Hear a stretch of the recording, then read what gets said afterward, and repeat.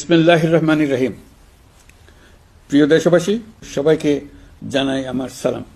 আসসালামু আলাইকুম। মহান আল্লাহর অশেষ মেহেরবানি আমাদের উপরে বর্ষিত হোক।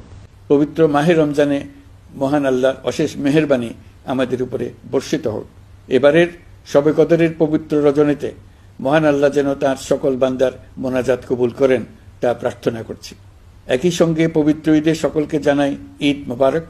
ঈদে পরিবার পরিজন নিয়ে নির্বিঘ্নে ও আনন্দ সহকারে নিজ নিজ বাড়ি যাবেন, আত্মীয় স্বজনের কবর জিয়ারত করবেন, গরিব পরিবারের খোঁজ খবর নেবেন, তাদের ভবিষ্যৎ ভালো করার জন্য চিন্তা ভাবনা করবেন, আপনার সন্তানদের সঙ্গে তাদের পরিচয় করিয়ে দেবেন, এই কামনা করছি।